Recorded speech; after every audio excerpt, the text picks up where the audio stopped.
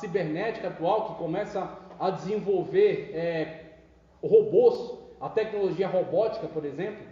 E aí, em outra palestra, eu trouxe vídeos mostrando o avanço da robótica na atualidade, da inteligência artificial na atualidade, como os robôs interagem com os seres humanos numa proximidade muito grande do que é um diálogo de um ser humano, através dessa inteligência artificial, desses algoritmos avançados.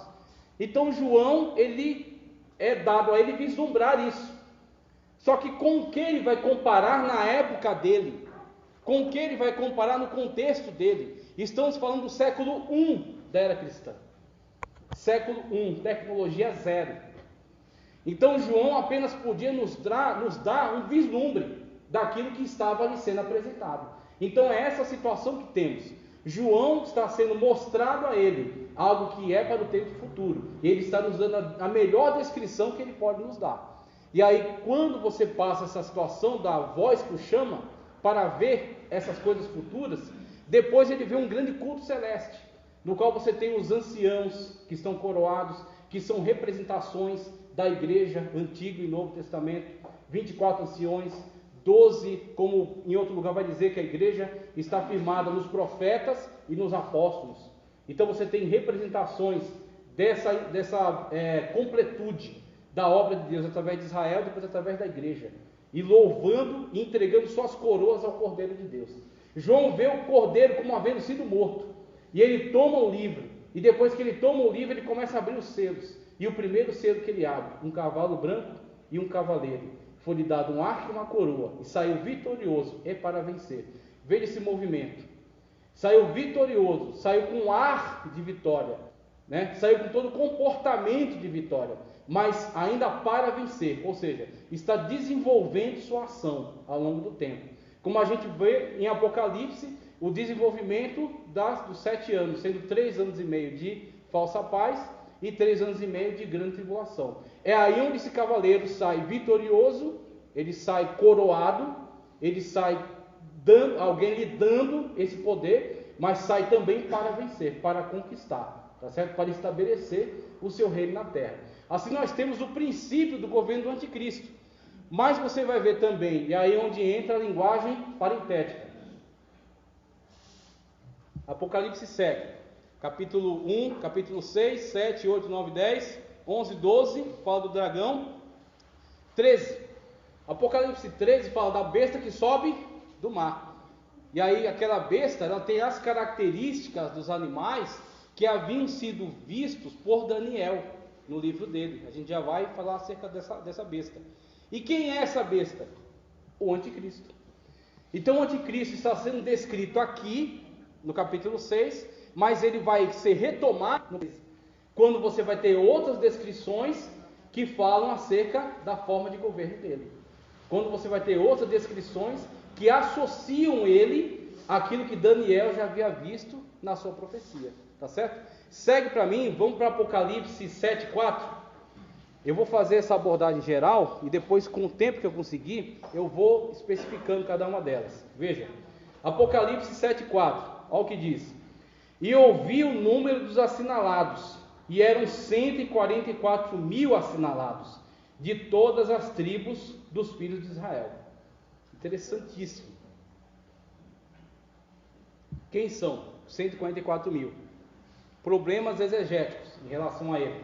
Os testemunhos de Jeová, por exemplo, interpretando completamente erroneamente, isso aqui de uma forma completamente bárbara, eles falam que os 144 mil são os únicos que vão ser levados para o ambiente celestial.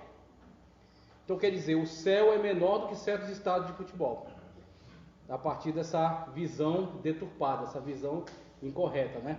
Então quando você olha para essa situação, você necessita se subordinar ao texto, e o texto nos dá outros indícios para nós termos um norte sobre com o que Cristo está tratando aqui. Nós temos, quando fala acerca dos 144 mil, nos dá descrição acerca das tribos, por exemplo, de onde virão esses que vão ser alinhados nos 144 mil. Dentre as tribos que foram ali citadas, eu desafio você a encontrar algum representante da tribo de Dan. Não há ninguém da tribo de Dan representado aí dentre esses 144 mil israelitas, conforme o texto. Nós temos uma abordagem fundamentalista, nós priorizamos o texto. Se o texto nos diz que são 144 mil israelitas, assim são. Não é alegórico, o texto não indica para mim uma alegoria. O texto indica para mim uma descrição. E diz, são 144 mil, vem de todas as tribos de Israel, menos Dan. Dan não é encontrado aí. E aí fica para nós somente como uma observação. Fica como um ponto curioso. Por quê? Aí já entra em outra questão. Não existe teologia em cima de especulação. Todo teólogo que trabalha com especulação é um irresponsável. Eu só posso falar onde a Bíblia fala. E eu obrigatoriamente tenho que me calar onde a Bíblia se cala. Tá certo? Como diz o Deuteronômio. As coisas reveladas são para vós e vossos filhos. As coisas ocultas são para Deus. Então Deus, Ele oculta certas coisas. Deus, Ele lança um véu sobre certas verdades, que só vão ser vislumbradas naquele tempo. Por exemplo, mais à frente, quando descreve um anjo que coloca seu pé sobre a terra e sobre o mar, e dá um livrinho para João, no ato em que ele entrega esse livro, 7 trovões aparecem, relampeiam no céu, e João diz que esses trovões tinham vozes, e essas vozes davam descrições, e ele foi registrar. Quando ele foi registrar, uma voz do céu disse: não faças tal, não registre. Então aquilo é um segredo de Deus, que está apontado ali como tendo sido ouvido por João, mas foi vedado para nós. Então existem certas verdades bíblicas que não são vedadas, e o teólogo não pode trabalhar em cima de especulação. Então nós deixamos aqui uma observação: dos 144 mil, a tribo de Dan não está mencionada. Se você retornar lá em Gênesis, na bênção de Jacó, ele dá a bênção sobre os seus filhos, sobre Judá, sobre Rúben, sobre os filhos dele. Observe a bênção que ele dá sobre Dan. A bênção de Dan, ele diz: Dan é uma serpente na beira da estrada, que abocanha a pata do cavalo, fazendo cair o seu cavaleiro. E é interessante que você, olhando para a história de Israel, depois quando você vai para o contexto já do livro de Samuel e o livro de Reis, tá certo? O livro de Juízes, Samuel e Reis, o comportamento da tribo de Dan. A tribo de Dan foi a primeira a se apegar de forma coletiva à idolatria, que constituiu para si um ídolo, a parte da adoração ao Deus verdadeiro no tabernáculo e depois no templo. Então, todos esses indícios, eles nos constroem uma hipótese. Pode ser que o anticristo tenha origem nos remanescentes da tribo de Dan. Dá para eu afirmar isso com doutrina? Não. Por quê? Não tem subsídio, mas tem indícios. E esses indícios são interessantes para a gente pensar acerca deles. A tribo de Dan não está enumerada nos 144 mil. Os 144 mil serão daqueles que trabalharão para Cristo durante a grande tribulação. Durante a grande tribulação, a igreja não vai estar na terra. Durante a grande tribulação, a igreja está nas bodas. A igreja passou pelo Bema, que é o tribunal de Cristo. A igreja está nas bodas. A igreja virá com Cristo no Armagedon. Mas aqui na terra você tem o cavaleiro, o cavalo branco, os demais cavaleiros, conforme a abertura dos 4 selos, vão liberando esses cavaleiros, tá? E você tem o trabalho agora de quem? Daqueles que ficaram do arrebatamento. Aqueles que, como as virgens imprudentes, não tinham azeite, não tinham comunhão com Cristo, não estavam atentos ao chamado e ficaram. E agora vão ter que resistir à ação do anticristo, que vai impor o seu sinal, que vai impor o chamado 666, ok? Conforme é descrito em Apocalipse 13. Então Apocalipse 6 e Apocalipse 13 estão conectados, ambos estão falando acerca de como vai se comportar o anticristo. Vamos seguir. Nós temos aqui os 144 mil que vão trabalhar para Cristo nessa época. Nós temos aqueles que ficaram do arrebatamento, que tem que resistir, não aceitar a imposição do sinal. Nós temos os anjos que vão proclamar o evangelho do reino. Nós temos as 2 testemunhas que vão profetizar, depois vão ser mortas, vão ser ressuscitadas e vão ser levadas para o céu. Então nós temos um trabalho intenso durante o período de tribulação. O Senhor Jesus continuará salvando nessa época, continuará operando nessa época, e o Espírito Santo continuará também operando salvação nessa época. porque ninguém pode ser salvo se não for pela ação do convencimento do Espírito Santo. Então nós temos algumas situações que precisamos entender corretamente. A igreja não está, mas o Senhor Jesus Cristo continua sendo Deus. O Senhor Jesus Cristo continua sendo Salvador. E o Espírito Santo continua operando salvação e convencimento do pecado, da justiça e do juízo.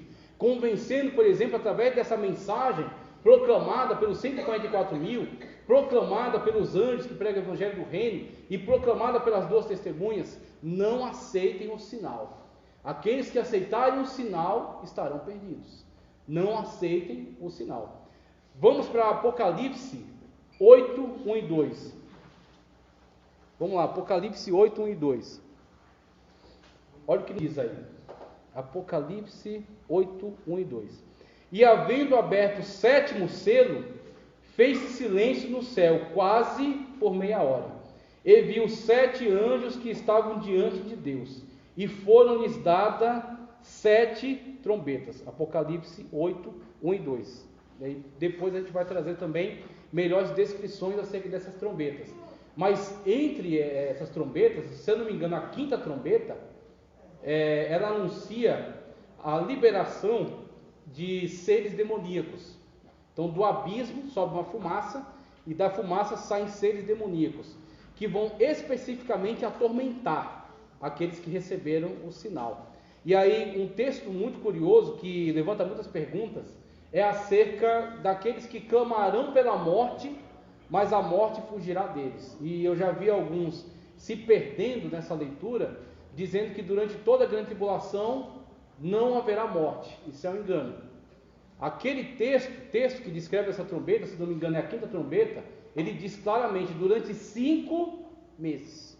Durante 5 meses. Então, dentre essas descrições, nós vemos muito o juízo pesado da mão de Deus. O juízo pesado da mão de Deus sobre aqueles que recebem um sinal.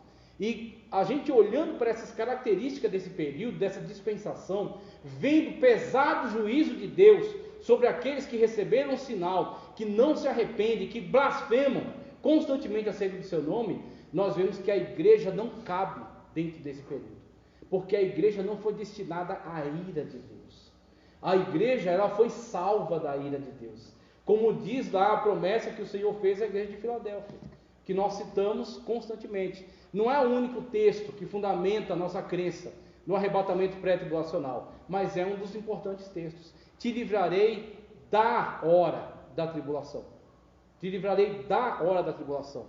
É uma diferença muito grande entre dizer da hora e na hora. No texto grego está ektes. Esse ektes é de dentro para fora, saindo. Se tivesse eis, seria entrando. Se tivesse em, seria dentro. Como tem ek, esse ek, preposição grega, é saindo. Então, na tribulação, nós já estamos, nós passamos por tribulações.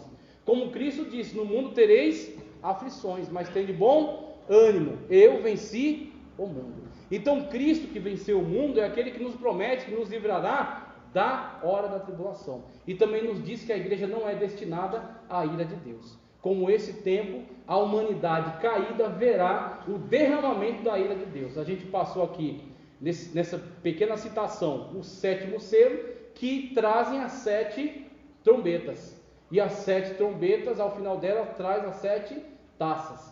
Primeiro, há um juízo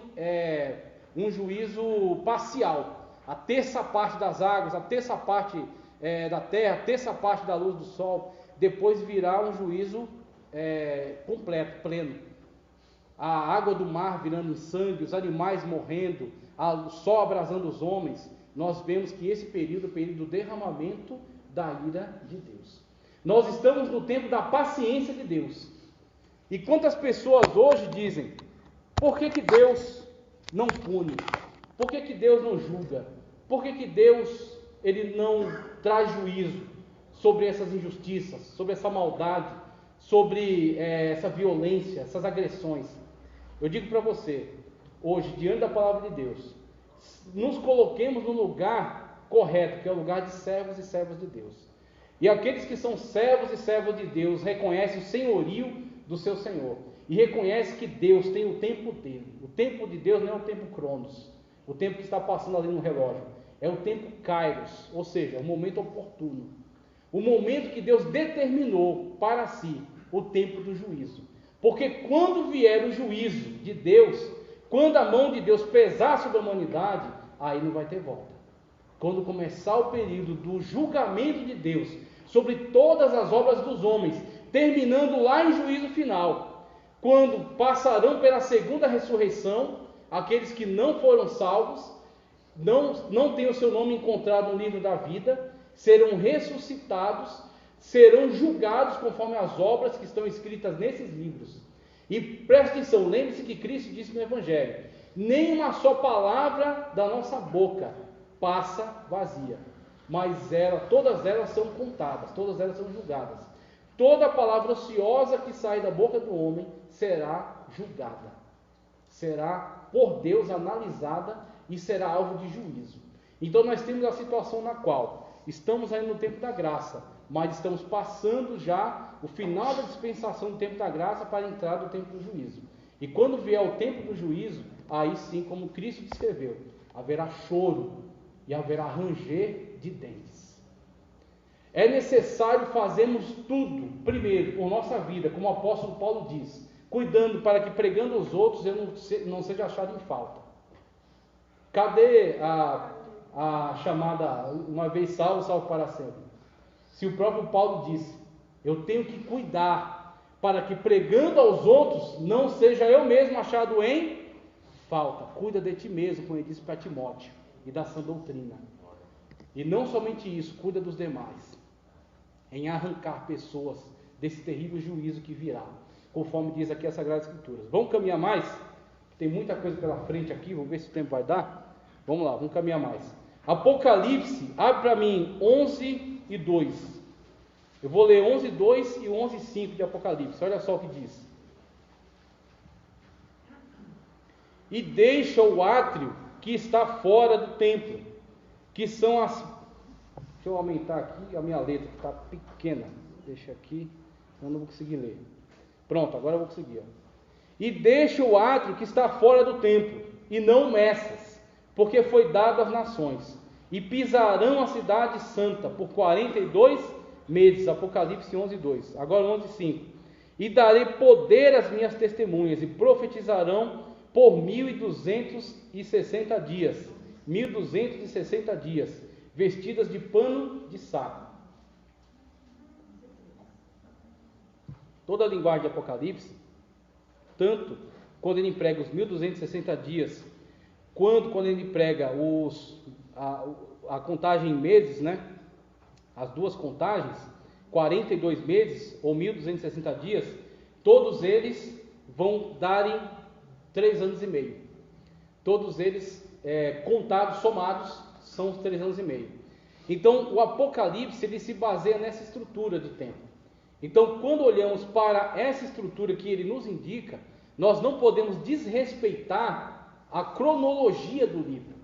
Não podemos desrespeitar a organização dos eventos, que é o que temos visto em algumas escolas. Por exemplo, a escola pós-tribulacionista, que é uma escola que lança mão de muitas alegorizações. A escola amilenista, por exemplo, os presbiterianos adotam uma linha amilenista.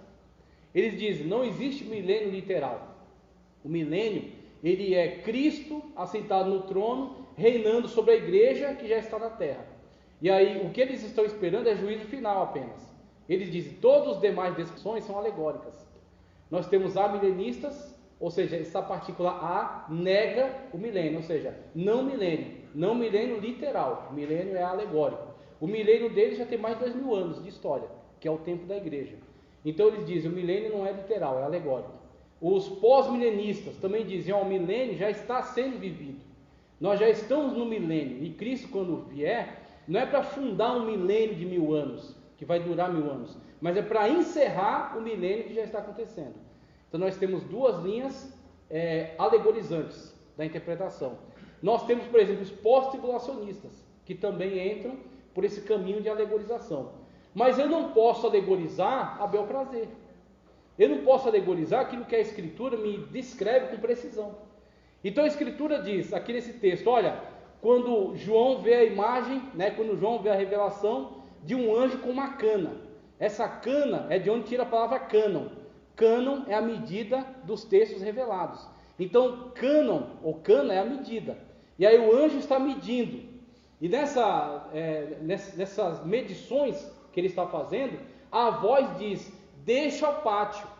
O que era o pátio? Na estrutura do templo, você tem Santo dos Santos, onde ficava a Arca da Aliança. Você tem lugar santo, onde os sacerdotes operavam. No Santo dos Santos, somente o sumo sacerdote entrava uma vez por ano. No lugar santo, onde tem a mesa dos pães da proposição, o candelabro, tá certo? A mesa do incenso. E aí fora, você tem o pátio, com o altar, e tem o lugar onde as pessoas poderiam se achegar, da tribo de Israel.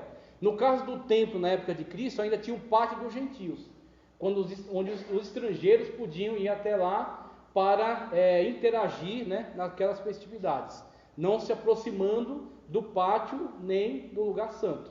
Então você tem essas situações que são descritas aí. E o autor, ele apresenta essa estrutura, diz: deixa o pátio. Por quê? Será pisado pelos gentios. Quanto tempo? 42 meses. Ou 1260 dias. Então nós temos aí uma contagem de tempo literal. E essa contagem de tempo literal me diz que Israel será atacada, é isso que está sendo descrito aqui, e que os gentios pisarão, e que os gentios invadirão.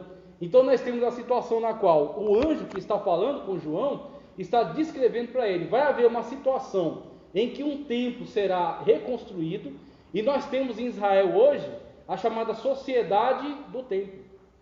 A sociedade do templo já tem menorá pronta, tá certo? Na medida daquilo que é descrito na Sagrada Escritura, especificamente, já tem menorá pronta, já tem vestes sacerdotais prontas, já tem os outros utensílios, as mesas, os altares prontos. Ele só não tem a arca, que se perdeu, e conforme Jeremias diz no seu livro, não se procurará mais a arca.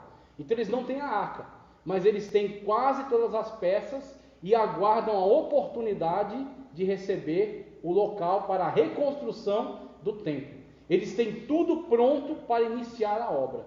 Eles só não podem iniciar por causa do chamado Domo da Rocha. O Domo da Rocha é a foto mais famosa que existe no mundo. Quando você vê alguma foto de Israel, você vê lá uma construção azul, parece um losango, uma coisa assim, com uma cúpula amarela. Alguns chamam de Mesquita de Omar, mas é incorreto. A Mesquita de Omar está ao lado daquilo ali. Aquilo ali é o chamado Domo da Rocha. Ali você tem uma pedra preta, onde a crença islâmica diz que Maomé subiu ao céu naquela pedra. Então, para eles, aquele lugar é sagrado. É um lugar muito sagrado. Então, para arrancar esse lugar dos islâmicos, dos muçulmanos, hoje seria muito custoso. Ia custar uma guerra. Então você tem Israel, uma nação poderosa, uma nação rica, uma nação belicamente preparada, que não tem condições, dentro do seu quintal, encavado no centro da sua cidade, não tem condições de tomar posse daquele pequeno terreno para reconstruir o seu próprio templo, mesmo transferindo sua capital para Jerusalém. E isso é um mistério de Deus. Por quê? Porque isso vai ser um grande trunfo, isso vai ser uma grande jogada nas mãos daquele que vai se levantar, conforme anunciado em Apocalipse 6:2, o anticristo. Essa estratégia do anticristo já foi usada. Toda a estratégia que ele vai aplicar já foi testada ao longo da história. Por exemplo, quando você tem na Sagrada Escritura os evangelhos descrevendo quem era o rei da Judéia na época de Cristo, ele chamava-se Herodes. Herodes é chamado de Idumeu, ou seja, os seus ascendentes são os edomitas. E Herodes, devido às suas alianças com os monarcas romanos, ele foi colocado como rei na Judéia. Ele administrava aquela região. Só que isso para os judeus era detestável. Os judeus, eles tinham um verdadeiro ódio mortal por Herodes. O que Herodes fez para ganhar o coração dos judeus, para adoçar eles? Herodes pegou aquela construção que foi realizada na época de Esdras, tá certo? Daquele templo que foi reconstruído na época de Esdras, e que as pessoas da época já se queixavam de que não tinha a mesma glória do templo na época de Salomão. Os mais velhos que haviam visto o templo de Salomão, haviam ido para o cativeiro e haviam retornado no pós-exílio, sabiam que aquele templo que havia sido reconstruído estava aquém daquele templo que foi construído na época de Salomão. Então você tinha essa situação, que era uma situação triste, chata para eles. O que Herodes fez? Herodes fez a grande jogada política. Ele, instruído pelos sacerdotes, instruído pelos fariseus da época, ele seguiu a cartilha direitinho, consagrando aqueles que iam trabalhar naquela obra, realizando aquelas obras respeitando o sábado e tudo mais. Ele reconstruiu, ele não só melhorou, embelezou, ele reconstruiu o templo com as melhores pedras da época, com o melhor material da época, uma construção que ficou magnífica. Ficou tão magnífica que os próprios discípulos estavam estupefatos com ela. Tanto que quando, em determinado momento, eles chamaram Jesus para observar aquelas pedras. Falaram: Senhor, olha só que pedras. E aí quando eles elogiam para Jesus aquela construção, Jesus rebate com uma afirmação que com certeza deixou eles com a espinha gelada. Disse: vedes nessa construção, essas pedras, não ficará pedra sobre pedra que não seja derribada.